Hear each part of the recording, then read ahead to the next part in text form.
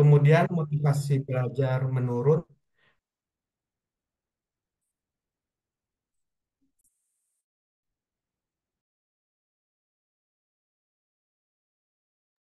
Suara hilang, Pak.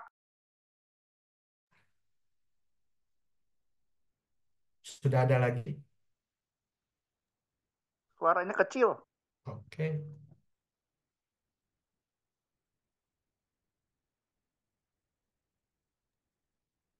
Alhamdulillah jelas kalau di sini. Oke.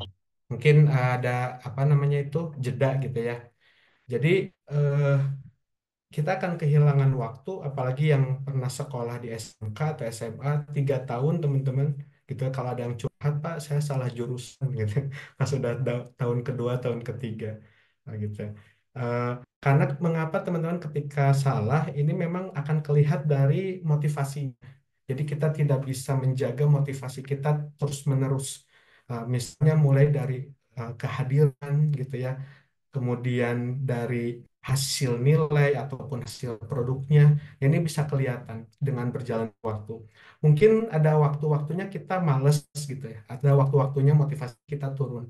Tetapi apabila motivasi ini terus-terus makin lama makin turun, tidak semangat, nah berarti boleh salah satu dampak dari salah pilih.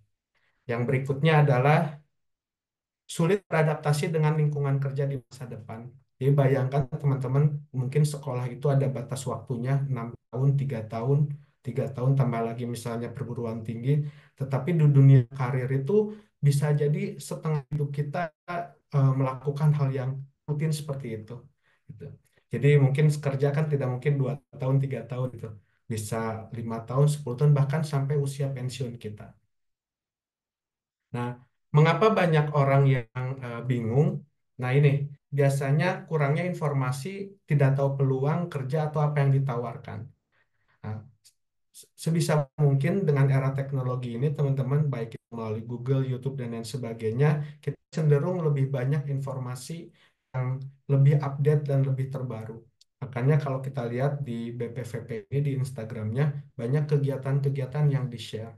Supaya apa? Informasinya tepat. Berapa lama pelatihannya, apa aja yang nanti yang didapatnya itu salah satu bentuk informasi yang disampaikan. Berikutnya, tekanan sosial banyak curhatnya juga ketika pilihannya itu dipengaruhi oleh orang lain. Nah, ketika kita SMP gitu, kemudian diminta sama orang tua, udah ke sini aja gitu. Akhirnya kita waktu itu membeli sesuai keinginan orang tua. Padahal belum tentu sesuai. Orang tua mungkin dulunya nggak kesampaian, akhirnya diminta anaknya. Ada juga yang ikut teman karena udah bestian lama. Itu pas udah bestian lama, eh, kamu mau kemana? Aku mau ke sini ikutan. Nah, pas udah dicobain ternyata nggak sesuai. Nah ini jadi ada tekanan sosial atau misalnya dari keluarga besarnya dulu seperti ini, kamu juga harus kayak gitu. Nah, itu juga tekanan sosial sehingga mau nggak mau dilakukan walaupun tidak sesuai dengan keinginan. Nah mudah-mudahan ketika teman-teman udah melalui itu, sekarang udah lulus, ya kita bisa memilih pilihan jurusan yang lebih sesuai. Nah, boleh jadi kita belum tahu minat dan bakat kita sendiri. Nah, di mana kita tidak tahu apa yang kita sukai dan kita kuasai. Biasanya ini yang menjadi problem dari yang kita alami.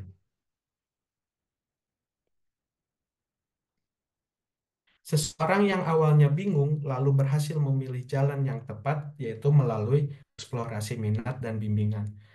Adanya ikhlas ini dengan tema memilih jurusan yang sesuai itu merupakan bentuk bimbingan yang kita buat sehingga nanti ketika teman-teman memilih salah satu pelatihan tidak hanya di BPVP ya mungkin ada LPK baik itu swasta maupun negeri teman-teman tidak salah memilih kembali. Nah, untuk melalui eksplorasi minat, memang rekan-rekan ini ada yang belajar secara otodidak, ada juga yang secara sistematis. Nah, mungkin yang ikut pelatihan itu udah bisa karena dia sudah melakukannya aktivitasnya hari-hari sehingga pada saat ikut pelatihan, oh iya sesuai. Jadi tidak hanya selalu yang tentang suka tidak disukai gitu ya, yang diminati atau tidak. Boleh jadi memang istilahnya ngetes ilmu gitu. Oh, ternyata sesuai yang saya lakukan selama ini. dan juga harus ada pengakuan bahwa memang saya mau ahli di bidang tersebut. Nah, mengapa memilih pelatihan yang tepat itu penting? Nah, memilih pelatihan yang tepat dapat meningkatkan motivasi. Ya tadi teman-teman, semakin kita menyukai aktivitas tersebut, maka semakin termotivasi dan motivasi itu terjaga. Kemudian menambah juga keterampilan karena suka gitu ya diulangi beraktivitasnya secara terus-menerus sehingga menambah keterampilan. Dan ketika keterampilannya bagus, maka produktivitasnya juga meningkat. Ditambah lagi, rekan-rekan memahami kepribadian juga membantu kita menemukan metode yang paling efektif. Nanti eh, apakah saya ini senangnya itu ketemu orang atau enggak ya? Aktivitasnya itu senangnya di luar ruangan atau di dalam ruangan? Senangnya itu mimpin atau dipimpin? Nah, nanti kita akan menghi- menghitung atau mengstret kepribadian kita sendiri, gitu ya. Lisa, Lisa Kayaknya. lagi bikin. Lisa udah capek sampai Masuk. Oke, ini ada fenomena rekan-rekan.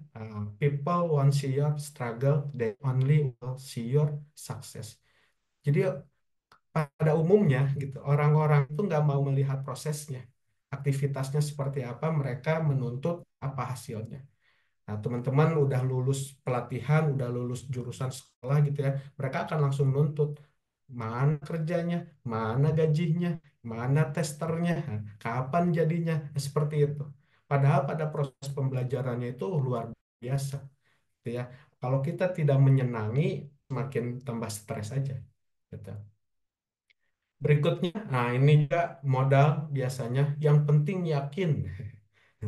Jadi pakai modal yakin bukannya salah teman-teman. Jadi yakin perlu. Hanya saja yakin ini perlu yang namanya sistematisasi. Gitu.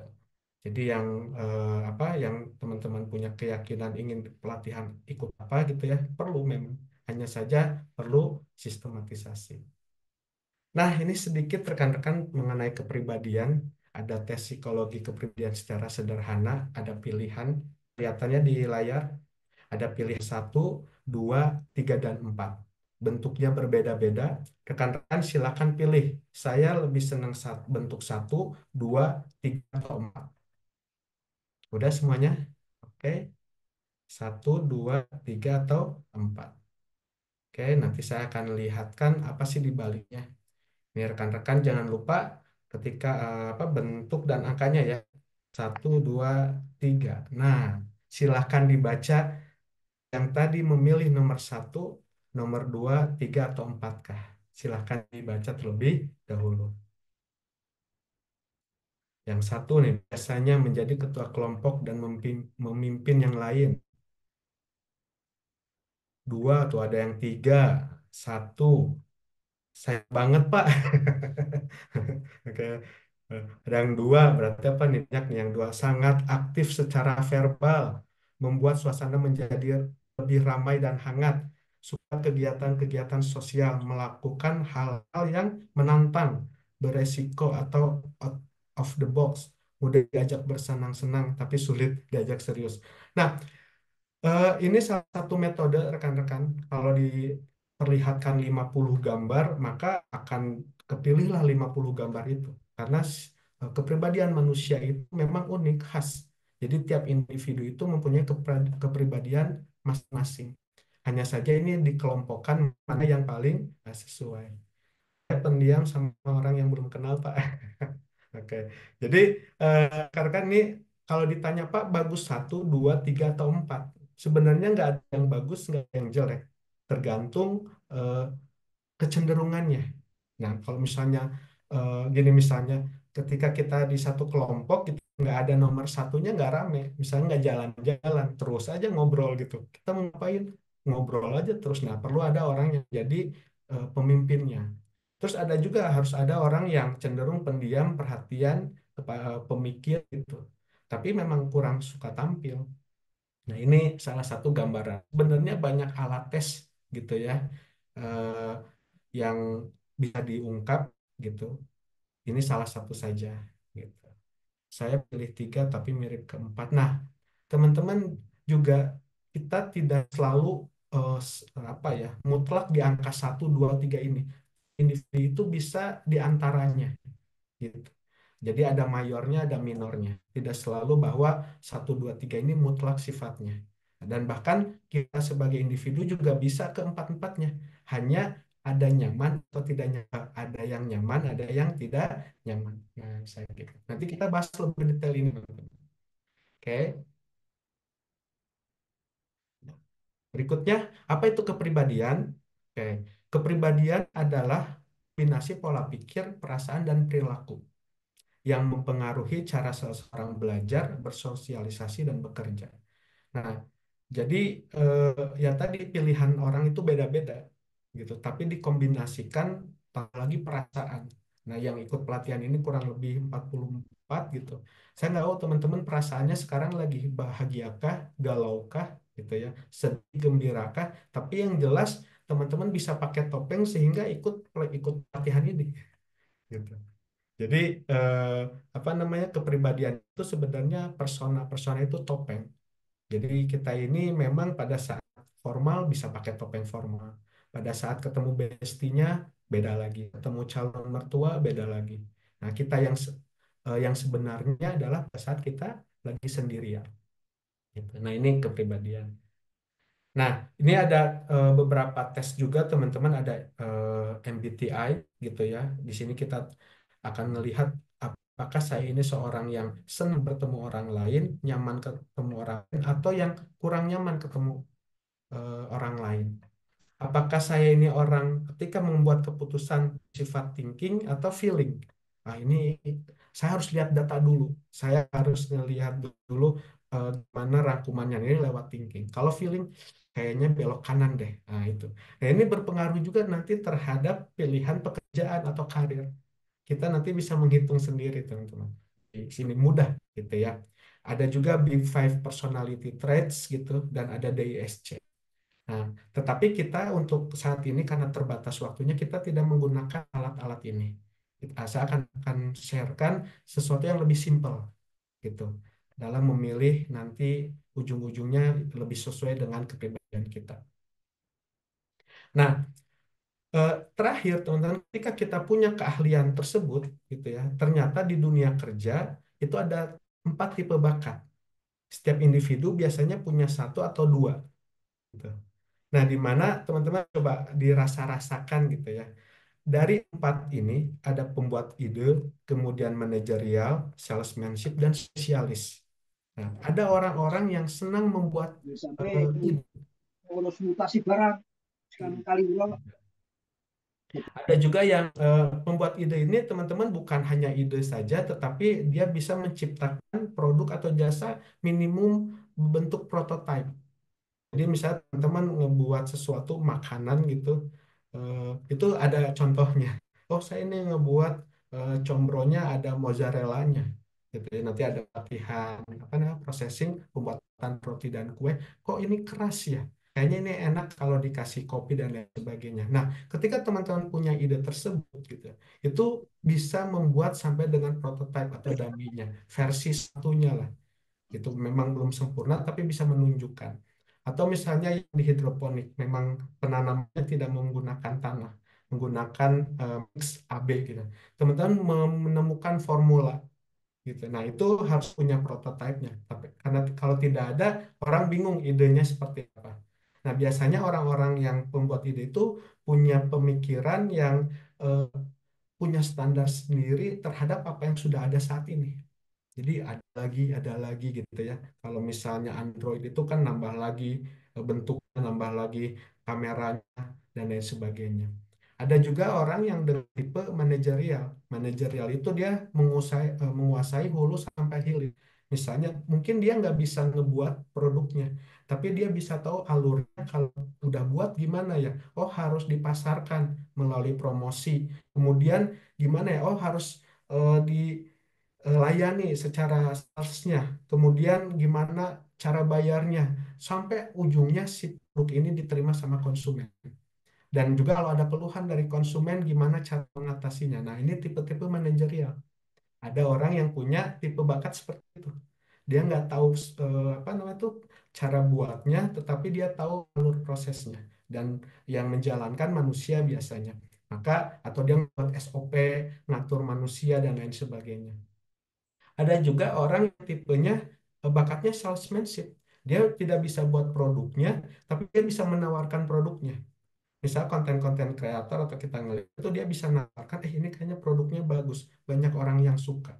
Orang di sana kebutuhannya ini, dan dia seneng jualan gitu. Nah, ada juga yang spesialis. Saya pernah main di salah satu apa buat hidroponik yang besar. Ada seorang pekerja sudah 9 tahun di sana.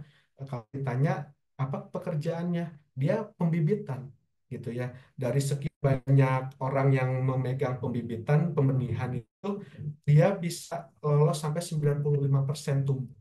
Berarti kan memang spesialis di bidangnya, ngebuat program atau misalnya ngebuat racikan donat. Semakin spesifik, semakin spesialis.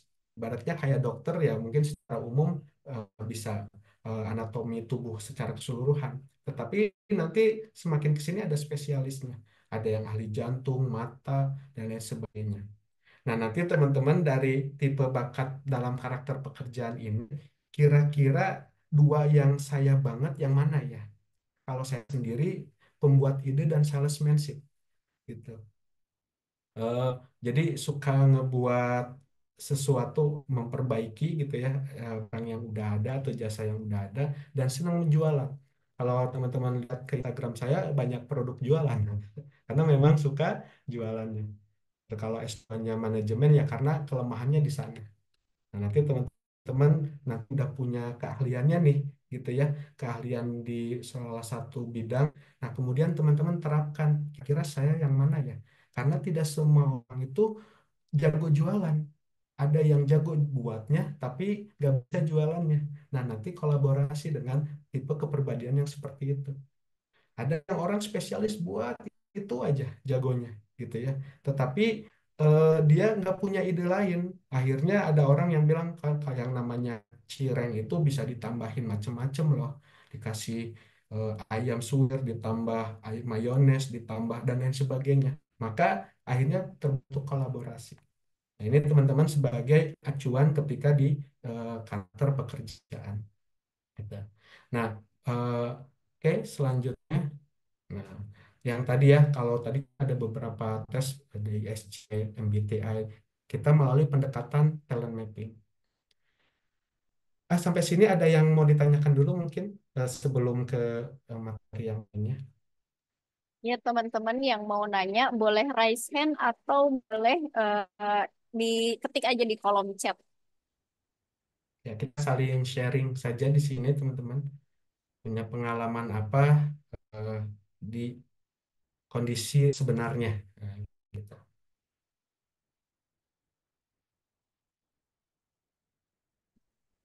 Assalamualaikum, izin bertanya Kak.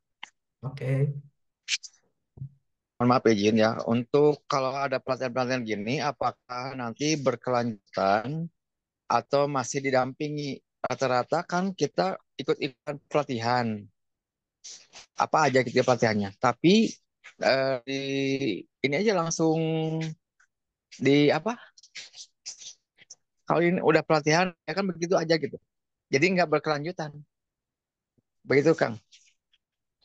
Terima kasih. Wassalamualaikum warahmatullahi wabarakatuh. Oke. Langsung dijawab atau kita kumpulkan dulu, Bu? Boleh langsung dijawab aja, Kak Vitali. Oke, baik. Terima kasih Kak yang sudah menanya. Eh, ada kita ikut pelatihan-pelatihan sampai banyak gitu ya. Bahkan baik itu yang gratis ataupun yang berbayar. Selanjutnya gimana? Nah, gitu. Nah, memang rekan-rekan nanti kita di bawahnya di talent mapping ini, kita berharap gitu ya eh, bahwa yang ikutan ini gitu eh, dia memang menyukai aktivitasnya. Sehingga apabila mengalami hambatan secara nyata gitu ya, maka dia akan selalu penasaran bagaimana cara menyelesaikannya. Nah, berbeda nanti kalau misalnya ikut pelatihan ini gitu ya, eh, apa motivasinya itu eksternal, biasa misalnya dapat uang kah, atau dapat lowongan kerja kah, dan lain sebagainya. Biasanya memang pelatihan-pelatihan ini eh, ada yang berkelanjutan, ada juga yang memang terbatas. Nah, kalau yang yang saya tahu rekan-rekan ketika ikutan sebuah pelatihan yang diharapkan itu memang motivasi internal gitu. Karena apa namanya itu, kalau BPVP sendiri berkelanjutan itu sampai selesai, tapi pemantauan di selanjutnya itu eh, memang survive masing-masing. Tetapi kalau dia bisa bertahan, ya contohnya gini aja langsung, misalnya apakah dikasih modal atau enggak gitu. Gitu ya. Kalau untuk yang level awal itu memang ya tidak gitu ya. Tetapi kalau yang misalnya udah berjalan gitu ya, hasil materi dia udah cobain prototipenya dia dan berhasil, ada undangan, ada yang namanya level lebih tinggi lagi. Itu di balai besar memang nanti terseleksi lagi dari beberapa peserta itu yang misalnya gini, teman-teman udah selesai ikut pelatihan, kemudian 6 bulan lagi dihubungin, masih main di hidroponik nggak? Masih di lele nggak? Ternyata nggak Pak, saya udah bisnis babi. Dan akhirnya akan berbeda teman-teman. Oh, saya udah kerja di sini. Akhirnya ya nggak bisa dilanjut karena memang ini hanya sebagai apa ya, cikal bakal saja gitu. Eh, apa namanya programnya gitu. Ya itu sih yang saya sampaikan terkait dengan apakah berkelanjutan atau tidak. Biasa berkelanjutan ini ya tadi alumni-alumninya didata sudah sejauh mana eh, dia mempraktekkan apa yang sudah dikuasainya. Gitu. Yang saya ketahui ya gitu. Oke, Siap, Kak, makasih. Nama saya tadi Rahmat dari Bandung. Mohon maaf. oke. Terima kasih. Oke, terima kasih Mas Rahmat atas pertanyaannya. Pak Vitali, ada pertanyaan di Ya, kolom chat. Saya pernah mendengar zaman sekarang segala sesuatu harus segala bisa, terutama di sisi skill, kemampuan teori, kemampuan dan teori. Apa ada dampak buat ke diri kita dari sisi kesehatan dan memori otak? oke. Ya, terima kasih pertanyaannya dari eh, Kak Jeffrey ya, gitu ya. Jadi saking banyaknya pelatihan akhirnya otak kita berasap lah gitu ya. Nah, jadi rekan-rekan sebenarnya kita kalau pintu masuknya, kalau sekarang harus memiliki banyak skill, yes teman-teman. Ya, kita nggak pernah tahu nanti di bidang apa kita mulai diakui secara kemampuan kita sama orang lain. Misalnya gitu ya, kalau misalnya saya bisa ngetik, semuanya bisa ngetik dari 10 orang misalkan. Kemudian di sini ada yang bisa bahasa selain bahasa Indonesia, nah ada yang nyebutin lagi. Nah, eh, kemungkinan gitu dan pastinya waktu saya jadi HRD maka kita akan memilih orang-orang yang lebih banyak skillnya gitu. Nah, makanya atau misalnya kan tadi berarti banyak skill. Atau teman-teman boleh memilih satu skill yang teman-teman kuasai satu aja. Misalnya hidroponik. Wah, pokoknya dari awal sampai akhir teman-teman menguasai banget gimana cara tumbuhinnya, cara ngebuatnya, apa cairan untuk ABMI-nya dan lain sebagainya. Berarti spesialisasi. Gitu. Jadi kalau ditanya, aduh bingung ya, sebenarnya semakin banyak teman-teman bisanya, berarti ya semakin banyak kesempatannya. Apakah nanti otak kita akan meledak? Nah, eh, eh, kita ya memang eh, kalau misalnya secara runtut dibuat bertahap itu ya aman. Tapi kalau teman-teman dalam 6 bulan harus menguasai 4 skill, ya pusing juga gitu ya. Apalagi harus bisa misalnya bahasa gitu ya. Kalau kan ada bahasa Jepang gitu. Nah, buat orang awam yang baru mau belajar bahasa Jepang ya mungkin kesulitan. Harus N5 kalau misalnya harus ke Jepang. Tambah lagi nanti kalau untuk tes lagi harus N4 dan seterusnya. Jadi saya pernah mendengar zaman sekarang segala sesuatu harus segala bisa. Iya, gitu ya. Eh, karena kita nggak tahu gitu di luar sana persaingannya dan lewat mana kita bisa masuknya. Eh, Suatu apa namanya itu kesempatan. Misalnya ditanya, Pak bisa ngebuat ini nggak? jajan pasar, bisa, onde-onde bisa, jadi barista bisa, nyanyi bisa, bahasa Inggris bisa, oh segala bisa ya. Berarti ada kesempatannya lebih lebih luas lagi gitu. Nah, makanya kalau secara otodidak, mungkin memori kita akan terbatas karena apa namanya tuh ya kita mikir sendiri masalah-masalah yang kita hadapi. Makanya kalau secara struktur ada kurikulum itu akan bertahap. Makanya pelatihan ini atau suatu pelatihan itu biasanya ada beberapa hari gitu ya, bisa apa misalnya 16 hari, 21 hari itu untuk membantu memori otak kita kapan istirahat, kapan bekerja. Itu. Tanya, Nah, Pak. oke. Nanti apa jawaban-jawaban ini akan terjawab ketika di slide yang berikutnya nih. Nanti yang akan teman-teman coba gitu. Yang melalui talent mapping ini gitu. Oke.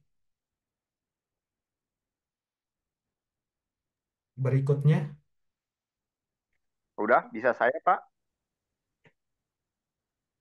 Assalamualaikum. Waalaikumsalam warahmatullahi. Pak, itu tadi Bapak ada 4 yang itu Pak, manajerial, Ya, ya, ya membantu kreatif, ide. spesialisasi, dan itu Pak bagian pemasaran sales Ya, salesmanship ya. di itunya Pak. Ya, kebetulan saya yang di itunya Pak pemerhati juga untuk sumber daya SDM juga Pak, HRD. Ya, kalau Bapak tadi terangkan ya Pak ya, eh, permasalahan sekarang yang ada di kita Pak, perusahaan yang memenuhi standarisasi globalisasi Pak, itu Ya, yang memenuhi persyaratan formalitas yang laku Pak, yang gitunya Pak. ya, Bapak bisa lihat sekarang aja di departemen HRD aja Pak, ya, SDM aja yang memakai sarjana, yang gampangnya sebenarnya di sarjana psikologi sendiri aja untuk HRD aja juga masih sangat terbatas Pak. Yang oke. ya sangat beda jauh Pak di negara maju. Contoh kayak Siemens yang di itunya itu di maaf itu saya itu di salah satunya di Jerman itu oh iya seperti kayak kemarin itu ada di di New Zealand di Selandia Baru itu pendidikan dari SD dari masuk sampai kuliah itu negara itu udah ada instansi yang dari kecil itu udah ada pemantauan Pak di itunya Pak. Dan begitu selesai kerja itu dari pemerintah pun juga itu masuk ke bagian apa segala macamnya. Perusahaan itu juga tidak asal apa buat yang namanya salary segala macam dan perlakuan di perusahaan itu ada SOP baku yang ditetapkan pemerintah dan dan secara akademisi gitu Pak. Baik, baik. Oke, dengan Pak Wiryadi ya Pak ya. Ya Pak. Oke, makasih Pak Wiryadi. Memang pertanyaannya ini perlu diskusi panjang kita, karena antara teoritis dan nanti kegiatan praktisnya ya jadi diskusi panjang, nah, gitu ya. Gitu. Nah, jadi memang kenyataannya di dunia pekerjaan, nah, buat teman-teman gitu ya, kan bingung di dunia pekerjaan tuh apa sih yang diperlukan, nah, gitu ya.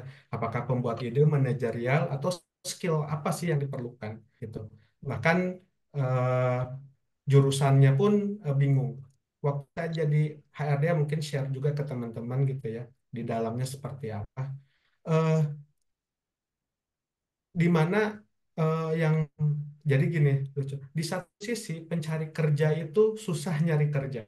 Di satu sisi perusahaan-perusahaan itu suka ngebuka lowongan pekerjaan. Nah, ini gapnya di mana? Gitu. Jadi bingung lah gitu ya. Waktu saya di sudut pandang sebuah perusahaan, saya menganggapnya ini kok orang skillnya di bawah semua ya, nggak memenuhi keinginan. Nah, gitu. Nah, pada saat waktu saya jadi guru bimbingan konseling ataupun misalnya jadi konsultan di luar eh, corporate gitu di perusahaan, akhirnya mulai kebentuk lah. Salah satunya mereka itu tadi kebingungan memilih jurusan gitu ya. Misalnya di kesehatan, saya pernah di SMK kesehatan gitu. Di rumah sakit itu udah pakai alatnya otomatis mencet untuk tes tekanan darah. Tapi prakteknya kita di sekolah itu masih pakai yang manual. Nah, itu yang jadi salah satu problemnya gapnya belum ter eh, bertemu gitu. Yang berikutnya juga akhirnya apa? Ketika lulus, ya mereka bingung harus ke arah mana. Memang secara apa namanya tuh secara rasis memang belum serapih itu gitu. Tapi nah mudah-mudahan tuh dan juga terbatasnya dunia usaha dalam merekrut rekan-rekan yang lulus gitu. Jadi kalau kita lihat gitu ya jumlah-jumlah kantor atau pabrik itu terbatas dibandingkan dengan jumlah lulusan. Sehingga mau nggak mau tenaga-tenaga kita itu banyak yang jadi migran. Gitu dia BPVP juga salah satunya yang bisa memberangkatkan ke kota misalnya di Jepang. Mereka itu ya sudah bisa di bidangnya, hanya saja problemnya itu misalnya di bahasa sehingga mereka belajar bahasa, ikut pelatihan, akhirnya bisa berangkat. Nah, Pak Wiryadi gitu ya, ini memang jadi obrolan kita gitu. Tapi nanti ini terlalu luas. Mungkin di sini berbeda latar belakang yang tetap saya akan fokus kepada materi yang disampaikan adalah gimana cara memilih pelatihan yang sesuai kepribadian gitu. Nah, memang kalau di negara-negara itu sebenarnya gini, eh, ya salah satunya kita memang tidak biasa ikut tes minat dan bakat. Jadi waktu SMP ke SMA atau dari SD ke SMP itu belum ada tes minat dan bakat. Tetapi kalau psikologi sendiri teman-teman ya coba karena kalau misalnya ke biro oh, takut mahal gitu. Eh, Kemudian dari SMP ke SMA milih jurusannya apa?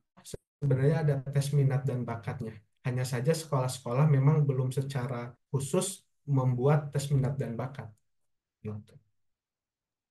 Oke, terima kasih Pak atas jawaban dari pertanyaan teman-teman.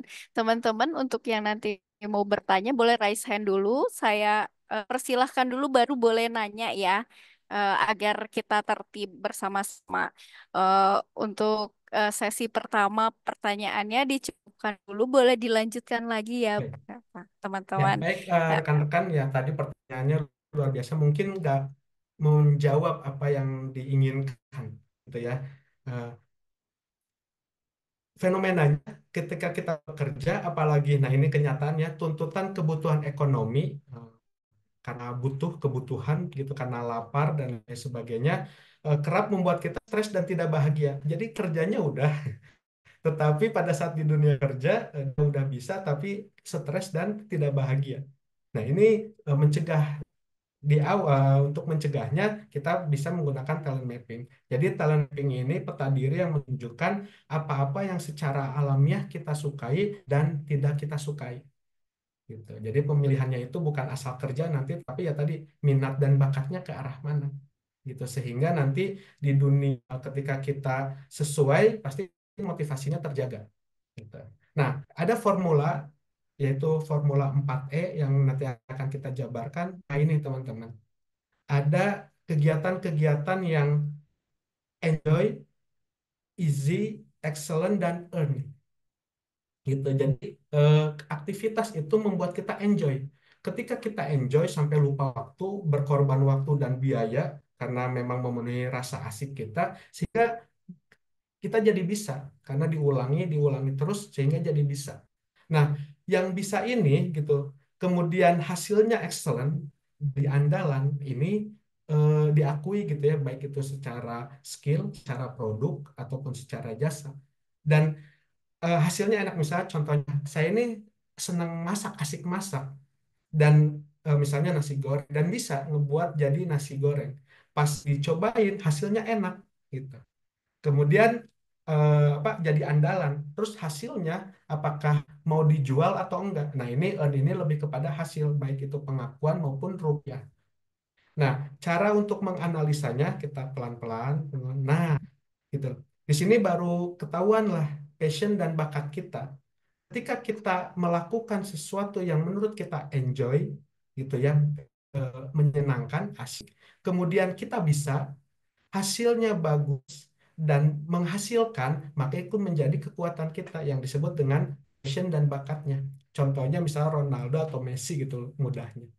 Dia itu enjoy banget main bola gitu ya. Bisa menguasai bola, dribbling, nendang ke gawang dan hasilnya bagus. Ada orang atau klub yang mengontrak. Dari sanalah dia menghasilkan. Itulah bakatnya. Penyanyi juga sama. Nah, bagaimana kalau kegiatan tersebut tidak menyenangkan buat kita? Gitu. Makanya ini apakah salah jurusan itu eh, fatal, teman-teman? Belum tentu. Boleh jadi kegiatan itu tidak mengasyikkan, tetapi kita bisa gitu ya. Hasilnya bagus dan menghasilkan, disebut dengan kompetensi. Nah, contohnya yang punya usaha laundry atau yang kerja di laundry, apakah mereka itu enjoy menyuci terus aja sepanjang waktu mencuci? Mungkin sih enggak. Salah satunya karena bisa, gitu ya. Karena bisa, hasilnya juga diakui, dan ada orang yang mau membayarnya, disebutnya kompetensi. Hanya saja untuk yang ini, teman-teman, yang kompetensi ini, kita termotivasinya itu karena faktor eksternal, salah satunya uang. Kalau nggak dibayar, ya nggak nyanyi. Kalau nggak dibayar, ya nggak buat. Gitu. Jadi lebih eh, lebih datar gitu, lebih dangkal.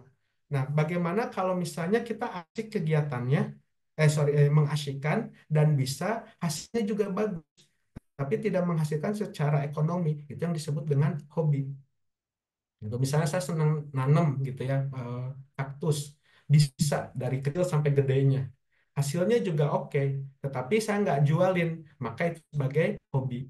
Teman-teman nanti ikut pelatihan gitu ya, ngebuat misalnya masakan gitu atau barista, enjoy bisa, hasilnya eh, eh, mengasihkan, hasilnya bisa dan hasilnya oke, maka itu sifatnya hobi. Yang repot kita menghabiskan waktu kita nggak enjoy, nggak isi, nggak excellent dan nggak earn gitu.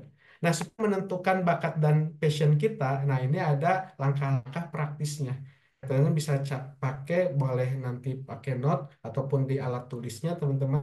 Langkah pertama itu adalah identifikasi aktivitas yang Anda sukai, yang asik, yang ngebuat sampai lupa waktu. Nah, misalnya masih bingung kan, nah teman-teman nanti tulis tuh gitu ya.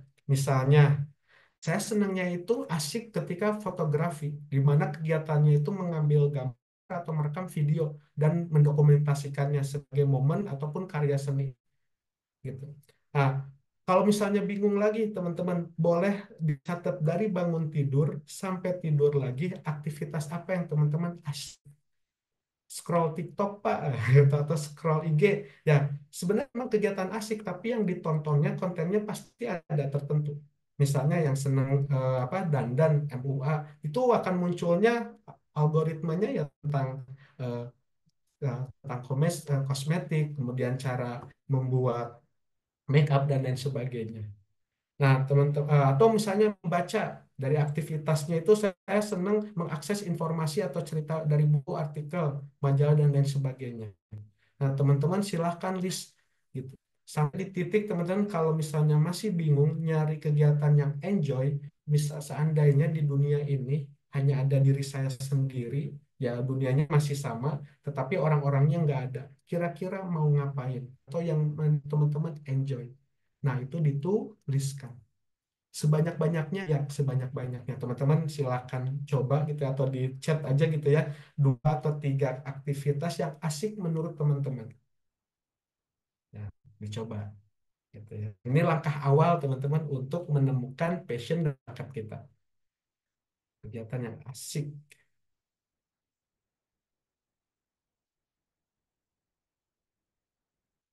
Ada yang passion. Oke, yang ini ya. Oke. Dan nanti kita bahas lagi, rekan, tapi ini nanti step by step-nya, teman-teman tinggal ikuti. Jadi, identifikasi aktivitas yang Anda sukai. Seneng banget.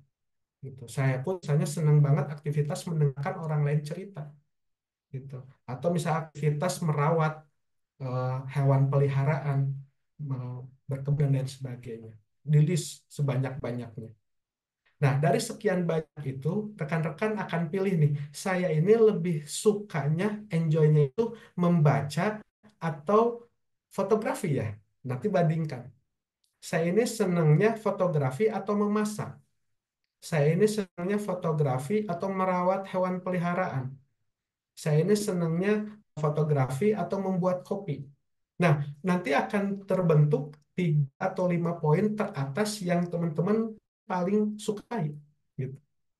Aktivitasnya ya teman-teman ya, aktivitasnya sampai lupa waktu dan lain sebagainya. Oke, itu tahap yang pertama. Berikutnya teman-teman bisa di list juga ada yang nih menyanyi, oh betul gitu ya. Jadi aktivitasnya senang menyanyi, menjahit dan mengobrol. Ada yang senangnya jalan-jalan, bisa teman-teman aktivitasnya.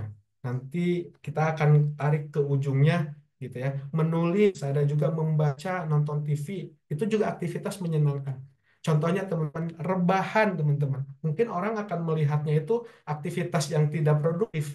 Tetapi ada pabrik yang nyari orang-orang rebahan, pabrik kasur, di mana mereka harus rebahan 8 sampai 12 jam untuk nguji itu kasur enak atau tidak. Gitu. Membuat makanan viral, wah boleh. Melukis, nah ini teman-teman eh, masak, pastry, cari berita, nah ini salah satu aktivitasnya. Nah, oke itu salah satu easy, sorry maaf, enjoy teman-teman, mengasihkan.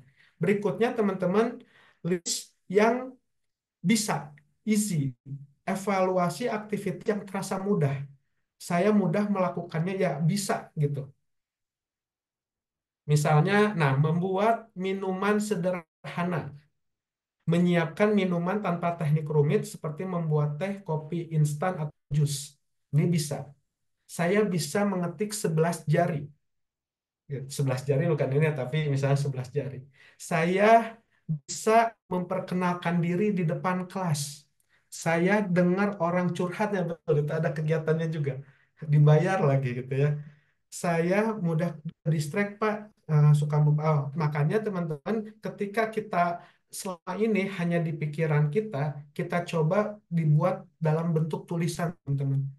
Wajar apabila kita mudah apa ya terfokus apa fokusnya berubah-berubah karena mungkin lupa. Nah, salah satunya adalah mencatat. Mudahnya masak oseng-oseng bisa gitu ya. Bisa menyanyi, bisa apa ya? Oke, jadi nah ini teman-teman yang bisa ini adalah eh, kita bisa list teman-teman dari kita lahir sampai dengan sekarang skill apa yang udah kita kuasai gitu ya. Masak air lah, itu skill teman-teman gitu ya. Jadi eh, saya bisa ini Pak gerak tubuh Pak. Nah, Nah, berarti saya sudah di jalan yang benar. Suka masak, suka praktek resep. Nah, oke. Nah, tetapi teman-teman setelah bisa ini, nah ada tahap yang ketiga, yaitu hasilnya bagus nggak? Beres-beres rumah. Nah, hasil-hasilnya bukan keahlian yang ingin dikembangkan. Atau misalnya diakui, misalnya teman yang suka masak di sini, oh iya benar, masakan kamu enak. Jadi diakui oleh orang lain. Kalau kata kita sih enak-enak aja gitu ya, tetapi belum tentu orang lain. Oh, saya bisa membesarkan lele dari ukuran kecil sampai ukuran besar. Saya bisa apa namanya itu bisa eh, membesarkan kambing dari bayi sampai dengan besar. Nah, itu andalan gitu. Oke. Nah, jadi teman-teman excellent ini hasilnya bagus diakui selain oleh diri sendiri, oleh orang lain juga gitu. Saya bisa ngebuat PowerPoint. Saya bisa ngomong di depan kamera. Saya bisa nge-review produk. Hey guys, aku udah beli mouse nih gitu. Warnanya merah, lucu banget. Nah ini dan diakui gitu ya, seru. Atau nge-review makanan. Nah, itu andalan. Jadi eh, ini temukan keahlian yang ingin dikembangkan, hal yang saya kuasai dengan baik. Nah, boleh jadi teman-teman ada beberapa skill, ada tingkatannya. Ada yang basic baru mulai, ada yang ada pakai teknik menengah dan tinggi, ada yang memang menjadi expert. Eh, Berikutnya, nah misalnya ini jadi andalan. Saya berkebun di mana ada aktivitas kegiatan menanam, merawat, mengolah tanaman di area tertentu, di mana ada hasilnya. Hasilnya itu misalnya jadi tempat rekreasi orang lain, misalnya kayak bonsai gitu ya, atau menghasilkan sampai panen. Ya teman-teman misalnya suka hidroponik gitu ya, enjoy banget nanem, kemudian bisa dan hanya itu jadi gitu. Gitu. Dan diakui ya kalau nggak berbayar ya dikasih ke orang-orang, ih bagus hidroponiknya, ih bagus lelenya, ih bagus kambingnya gitu ya, ih bagus onde-ondenya enak, lembut rotinya dan sebagainya. Nah, ini aktivitas yang excellent gitu diakui. Atau misalnya membuat minuman dengan alat dan teknik. Tadi kan kopi instan, kalau ini misalnya pakai espresso, dimana kalau mesin itu bentuknya harus loaf atau harus bentuk bangau dan lain sebagainya. Nah, ini ada tekniknya gitu. Nah, ini juga bisa di list teman-teman, ingat nggak dari kegiatan yang sebelum-sebelumnya apa yang diakui oleh orang lain. Misalnya waktu sekolah, kamu nanti kalau di kelas jadi KM ya. Nah, itu juga eh, excellent. Kenapa milih saya? Karena kamu bagus dalam memimpin. Nah, orang lain mengakui teman-teman. Nah, jadi kita ulangi sedikit, teman-teman silahkan list mana yang enjoy, kemudian mana yang bisa, dari bisa ini mana yang diandalkan, hasilnya bagus. Berikutnya, nah baru masuk ke earn, di mana hasil yang skill-skill yang kita kuasai bisa mendatangkan manfaat baik secara finansial maupun pengakuan. Pastikan relevan dengan karir atau tujuan finansial Anda. Gitu. Nah, di mana kita pernah mendapatkan bayaran atas eh, bayaran atas produk atau jasa kita. Misal ada tetangga, tolong buatin roti dong, tolong buatin lemper. Nah, ini berarti orang udah mulai tahu. Ini disebutnya dengan personal branding juga. Atau misalnya kita mampu mengajarkan keahlian kita kepada orang lain. Nah, jadi apa sih hubungan kepribadian, talent mapping, dan pelatihan? Maka teman-teman, nah, supaya nggak salah lagi memilih satu jurusan atau pelatihan, maka pilihlah pelatihan yang menarik minat dan Anda sukai. Gitu. Karena kenapa? Saingannya banyak, yang suka dan minat itu banyak. Buktinya misalnya kita kan hanya mampu eh, sekitar 16 orang gitu satu kelas, yang daftar 600. Maka kita akan melakukan seleksi gitu ya, timnya gitu ya, tim dari BPVP melakukan seleksi. Kemudian isi sesuaikan dengan kemampuan awal.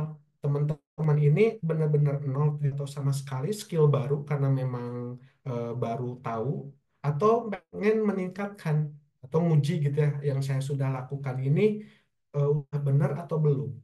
Nah, evaluasi aktivitas yang terasa mudah. Kemudian teman-teman untuk eksternnya fokus pada pengembangan keahlian. Makanya teman-teman ingin banget punya keahlian atau mau jadi spesialisasi. Kalau teman-teman misalnya misalnya orang tua itu biasa peternak, maka misalnya mau fokus jadi peternak lagi. Nah, temukan keahlian yang ingin dikembangkan dan pastikan relevan dengan dunia karir atau tujuan finansial teman-teman. Gitu. Ada juga rekan-rekan skill-skill yang memang sudah tidak dipakai lagi atau mulai sedikit di dunia kerja. Maka ketika teman-teman walaupun jago skill tersebut, tapi dunia nyata skill tersebut sudah tidak dipakai lagi. Misalnya udah diganti robot dan lain sebagainya. Itu juga tantangan. Eh, Sedikit ada bonus nih teman-teman, gitu ya. Eh, yang tadi apakah saya senang ketemu orang, tidak bertemu orang lain, di sini ada formulanya. Teman-teman bisa hitung nanti di kertasnya sendiri. Saya adalah Vitali, aku 100%. Nah, nanti saya akan jelaskan ini di balik setelah penjelasan ini. Nah, teman-teman, ini bukan masalah bisa atau enggaknya, tapi nyaman atau tidaknya. Teman-teman lebih nyaman ketemu orang atau tidak bertemu orang. Nah, saya sendiri sebagai Vitali, ketemu orangnya itu nyamannya 30%. 70%-nya justru tidak bertemu orang. Nah, nanti teman-teman hitung sendiri deh. Nanti di kelasnya gitu ya. Kemudian ketika bertemu orang lain, bagaimana bentuk relasinya? Apakah nyaman di atas, sejajar, atau di bawah? Di atas di sini ya, teman-teman misalnya diminta untuk menjadi memimpin suatu proyek gitu ya, naik jabatan, jadi RT atau RW. Ada orang-orang yang senang memimpin dan mengarahkan, ada juga yang tidak nyaman. Nah, saya sendiri ketika harus di atas bukan berarti tidak bisa ya, tidak nyaman gitu. Nah, saya lebih nyaman sejajar, makanya 15%. Kalau di bawahnya, di sini bukan di bawah ini bukan disuruh-suruh ya, tapi memang servis pelayanan, senang melayani gitu.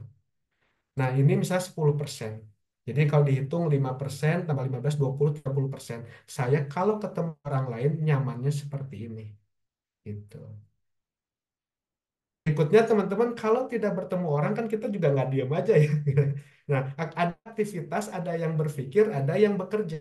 Saya sendiri ketika tidak bertemu orang lain, 50% banyak berpikirnya, 20%-nya lebih banyak kerja. Makanya orang akan menilai saya mageran. Oh, banyak diamnya ya, karena aktivitasnya berpikir. Nah, ada orang yang senang sistematis, ada yang senangnya kreatif. Saya sendiri ketika berpikir senang yang sistematis dan logis dibanding kreatif. Apa sih bedanya? Kalau logis itu gini, satu, dua, tiga, empat, lima, berurutan. Tapi orang kreatif, lima, tiga, dua, satu, empat. Kok nggak berurutan? Yang penting kan satu, dua, tiga, empat, lima. Itu berpikir kreatif, gitu, menarik. Gitu. Kemudian, kalaupun bekerja, senangnya itu di dalam ruangan atau di luar ruangan. Saya sendiri senangnya di dalam ruangan, di luar ruangannya 5%. Nah, total teman-teman di sebelah kanannya itu ya 100%. Ini adalah peta saya nyamannya ketika beraktivitas.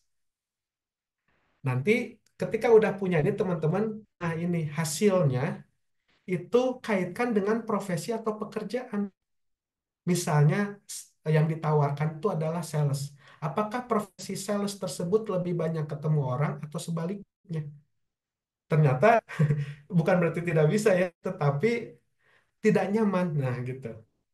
Apakah profesi tersebut lebih banyak berpikir atau lebih banyak bergeraknya, bekerjanya? Gitu. Apakah profesi tersebut lebih banyak aktivitas di dalam ruangan atau ruangan dan seterusnya. Jadi semakin sesuai maka akan semakin nyaman, bukan berarti tidak bisa.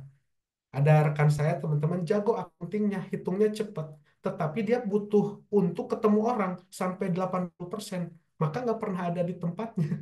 Jadi suka kemana-mana, padahal kerja akunting ya lebih banyak duduknya di mejanya. Akhirnya apa? Seolah-olah tidak betah gitu. Nah, ini juga menjadi panduan. Boleh jadi teman-teman di salah satu perusahaan misalnya, teman-teman ahli di bidang tersebut, udah ada ijazahnya, udah ada sertifikatnya. Tetapi pada saat dibutuhkan dengan profesinya ternyata tidak sesuai. Gitu. Ini ada alat tesnya sendiri, tetapi teman-teman bisa apa menghitungnya seperti ini pendekatannya. Gitu. Jadi teman-teman walaupun jurusannya eh, apa misalnya sesuai, tetapi nanti jenis pekerjaannya itu berbeda, maka itu yang kadang ngebuat gak nyaman. Bukan berarti tidak bisa. Akhirnya apa? Ah, nggak nyaman gitu. Berarti bukan berarti tidak bisa. Rata-rata yang pindah itu bukan karena tidak bisa ya, tapi karena tidak nyaman. Gitu. Nah, jadi simpulannya kepribadian dan talent mapping ini membantu kita menentukan pilihan yang tepat karena teman udah tahu saya sukanya ini, saya bisanya ini, dan saya ingin meningkatkan kebisaan saya. Nah, pakai rumus yang talent mapping tadi ya, fokus pada pelatihan yang mendukung potensi dan tujuan karir. 4E ini adalah panduan sederhana untuk memilih pelatihan. Nah, sebelum buka pertanyaan, pertanyaan dulu deh. Oke, Pak. Sebelumnya ini dari pertanyaan yang sebelumnya, tapi ada yang sudah jawab. Izin saya membacakan yang belum terjawab dari talent mapping. Eh, izin bertanya, lebih baik mana menjadi spesialis atau generalis? Oke. Kalau ditebak-tebak itu ya kurang tepat ya. Nah, ini maka balik lagi kepada individunya gitu ya. Kalau misalnya apa bagusnya mana gitu ya. Eh, saya sendiri senangnya kalau untuk apa dunia yang serba berubah, teman-teman memang generalis dulu karena kita nggak pernah tahu nanti masuknya keahliannya yang mana gitu. Tetapi ketika kita punya media, misalnya udah kerja gitu ya, ataupun misalnya fokus pengen usaha apa, maka jadi spesialis. Jadi misalnya hanya jualan tahu gitu, hanya jualan tempe, hanya jual kan hidroponik pun banyak jenisnya ya. Kemudian eh, kopi juga banyak jenisnya dari mananya dan lain sebagainya. Maka teman-teman untuk awal-awal gitu ya, nah bisa generalis. Kopi mungkin banyak, tapi lama-lama nanti sesuai eh, dengan berjalannya waktu semakin ahli atau peminatnya banyak, akhirnya bisa gitu. Akhirnya apa spesialis gitu. Saya sendiri misalnya spesialis konseling banyak konseling itu. Tapi saya pakai konseling khusus bisnis misalnya. Oke, terima kasih Pak Vitali jawabannya. Kita lanjut, ada eh, pertanyaan dari M. Teguh. Ini pertanyaannya itu eh, panjang ya, sebentar. Ah, bagaimana sebaiknya saya mengatasi kebingungan dan menanggapi rasa takut sebelum wawancara? Nah, oke. Oh ini beda lagi ya Pak. Ada skillnya sendiri rekan-rekan. Biasanya rasa takutnya kita harus biasanya gitu ini tahap-tahapannya. Kenapa takut? Teman-teman boleh dituliskan juga. Takutnya itu ketemu orangnya, takut ditanya nggak tahu, takut salah jawab, takut apa? Nah itu jadi bisa dilistkan rasa takutnya. Gitu. Nah berikutnya juga teman-teman perjelas mimpinya ya, perjelas lagi tujuannya. Ketika teman-teman bekerja tujuannya lebih jelas, maka pada saat nanti wawancara nggak akan terlalu deg-degan. Saya pun kalau biasanya wawancara, pada saat wawancara ya deg-degan juga sama gitu ya. Tapi ini beda bahasanya memang akan panjang juga ini tentang menghadapi wawancara dan sebagainya. Saya nggak belum bisa di-share di sini nanti terlalu panjang. Oh, oke, Pak. Di sini ada pertanyaan yang berkaitan dengan wawancara, tapi wawancara katanya saya udah berkali-kali daftar pelatihan, tapi wawancaranya selalu nggak Oh, panggil. Gimana itu oke oke. biar bisa lulus? Ya bisa lulus Tipsnya, oke Pak, oke. ya. Oke. Ya, jadi teman-teman kita tuh pengennya itu 100 orang yang daftar, 100 orang keterima. Ya, jadi beda dengan kerjaannya. Kalau skill ini pengennya semuanya bisa. Hanya saja keterbatasan dari eh, apa namanya itu tempat, lokasi dan sebagainya. Ini yang ngebuat kita jadi harus menseleksi. Dan juga rekan-rekan kita ini harus membuat orang tersebut bisa. Jadi kalau 16 orangnya datang, nanti 16-nya harus bisa. Nah, jadi bukan lagi kerja kelompok yang satu kerja buat PowerPoint, yang satunya apa masak, yang satunya nyiapin asumsi enggak. Jadi per individu harus bisa sehingga ya gitu ya. Selain teman-teman punya keinginan, pada saat wawancara itu bakal kelihatan mana yang pengen ikut-ikutan aja atau ada yang pengen mengembangkan. Nah, ini menjadi haknya dari pewawancara pada saat seleksi itu benar-benar ya akhirnya persaingan, teman-teman. Jadi yang mau ikut pelatihan ini bukan saya sendiri, ternyata ada 600, ada 400. Nah, ini yang selain administrasi juga kesiapan tersebut misalnya harus ikut pelatihan selama 16 hari dan sebagainya. Tapi teman-teman nggak usah khawatir. Eh, Mudah-mudahan satu kelas skill yang sama itu beberapa kali. Saya pernah cerita, Pak, saya udah nyoba ke sini beberapa kali sekarang gitu. Akhirnya ya karena dia terus-terusan nyoba. Nah, teman-teman ketika ada kelas coba lagi, gagal coba lagi sampai keterima memang gitu. Karena keterbatasan luar biasa. Kalau ditanya tipsnya gimana, ya semakin teman-teman menyukai skill tersebut nanti pada saat wawancaranya itu semakin enjoy ngejelasin. Oke, terima kasih Pak. Sini kita ada beberapa pertanyaan yang mirip. Jadi teman-teman ini misalkan ada yang punya eh, kuliah di prodi tertentu, tapi saya sukanya hal yang lain, Pak. Gimana itu apa? Ketika saya ingin bekerja sesuai keinginan saya, tapi saya tidak mempunyai sertifikat atau eh, apa ya, secara akademiknya lulusannya bukan di di dalam jalur yang tersebut sama, gitu ya. itu Oke. saya harus seperti apa Oke. gitu, Pak. Rekan-rekan, ini secara teoritis ya. Tapi kalau secara prakteknya memang sarannya agak berbeda, bahkan ekstrim gitu ya. Teman-teman cari skill-skill yang ada uangnya, yang dibutuhkan di masyarakat. Jadi tarik mundur. Jadi bukan karena suka dulu, tapi yang paling dibutuhkan. Saya ini nggak ngerti tentang website, teman-teman. Tapi lagi dibutuhkan. Akhirnya mau nggak mau saya belajar bisa. Menyenangkan Kak? Tidak, nyebelin. Tetapi bisa. Hasilnya gimana? Ya bagus gitu ya. Nah, uangnya, hasil dari entah dikumpulin, itu silakan gunakan buat modal teman-teman aktivitas yang enjoy gitu. Eh, jadi kalau ditanya Pak yang bagus yang mana, ujung-ujungnya menghasilkan teman-teman. Gitu. Oh kayaknya nih misalnya gini ya, ternyata dibutuhkan lele banyak sampai 1 ton per minggu. Maka saya pun akan langsung belajar lele teman-teman. Karena memang dibutuhkan. Gitu. Nah nanti kalau udah beruntung gitu ya, saya kumpul-kumpul, maka saya akan belajar skill yang saya sukai gitu. Itu tips aja, jadi ngambil dari belakang. Kalau secara teori kan dari awalnya dulu ya, tapi kalau ada saat praktek boleh yang paling menguntungkan teman-teman. Karena persaingan kan luar biasa banyak.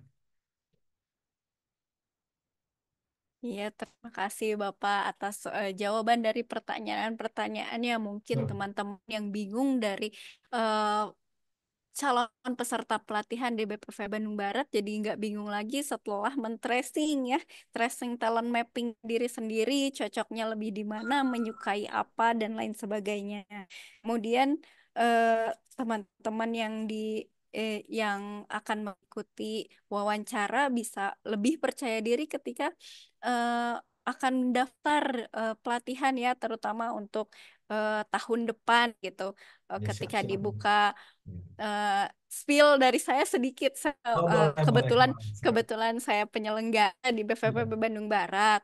Eh, untuk kita memilih peserta itu jelas adalah peserta yang paling siap untuk mengikuti pelatihan, kemudian yang motivasinya kuat dan teman-teman yang sudah mempunyai gambaran secara eh, eh, jelas ke setelah mengikuti pelatihan itu kita cenderungnya seperti itu ya teman-teman. Makanya ketika teman-teman memilih pelatihan diharapkan memang teman-teman sukai dan berkelanjutan, serta diharapkan teman-teman bisa membuat eh, lapangan pekerjaan untuk diri teman-teman sendiri gitu. Itu tentunya harapan kita bersama ya, Pak. Eh, Ya, betul. Diharapkan teman-teman ini menjadi tenaga kerja mandiri, tidak mengandalkan orang lain untuk kehidupan sehari-hari begitu. Ada tambahan, Pak? Ini quote aja sebagai penutup karena udah mulai waktunya juga ya. Iya, Nah, Pak. biasa.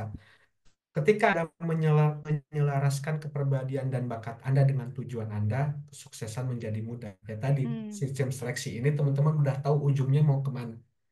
Nah, gitu. Lakukan apa yang Anda sukai, kembangkan yang Anda kuasai, dan biarkan imbal datang kepada Anda. Jadi kalau teman-teman udah ahli itu memang dicari nanti, gitu ya. Pelatihan yang tepat akan membuka pintu, tetapi memahami diri sendiri akan membuka masa depan. Jadi kita cuma bukain pintu, untuk melangkahnya gantung dari teman-teman nantinya. Apakah ingin berkelanjutan ataukah ya udah sekedar tahu aja, gitu. Hmm. Baik, terima kasih Bapak. Alhamdulillah ilmunya insya Allah bermanfaat untuk kita semua ya Pak ya. Eh, di teman-teman kita tunggu kedatangannya di BPPP Bandung Barat untuk mengikuti pelatihan di BPPP Bandung Barat. Gak usah takut wawancaranya kayak gimana ketika teman-teman sudah mempunyai tujuan, kita tahu kita eh, pasti pilih teman-teman yang terbaik dari yang terbaik. Akhir kata, terima kasih untuk terima kasih telah mengikuti program ikhlas di hari ini. Eh, dan jangan lupa teman-teman untuk mengisi form evaluasi ya dari ikhlas kita. Terima kasih semuanya. Saya tutup. Assalamualaikum warahmatullahi wabarakatuh. Waalaikumsalam Waalaikumsalam. warahmatullahi Terima wabarakatuh. kasih Pak Vitali atas waktunya. Oh, teman-teman, bisa kita sebelum bubar kita foto bersama. Foto bersama. Bersama. Gini Oke, ya. Ibu Bos dipandu. Oke. Satu.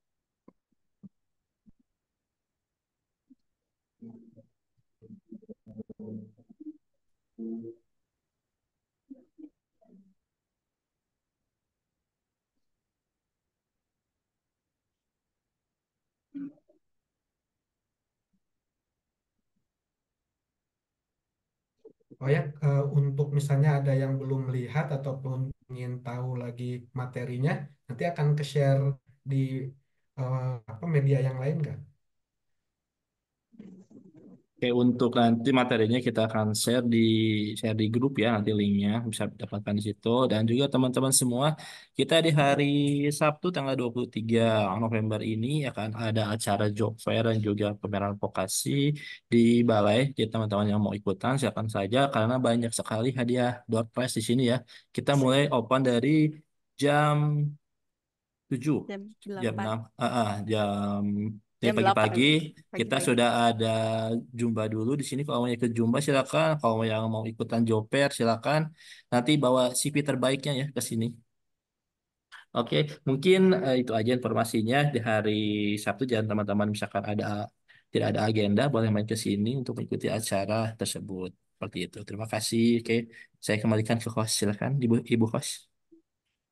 Oke, teman-teman, kita masih proses ini ya, dokumentasi sebentar.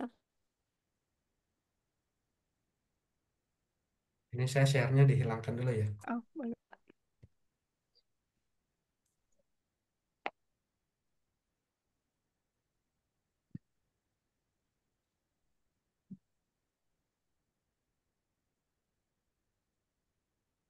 Udah kan? Belum, Pak. Oke. Oke. Eh, lanjut ke slide yang kedua, teman-teman. Stay ya. 1, 2, 3. Oke, terima kasih teman-teman atas partisipasinya.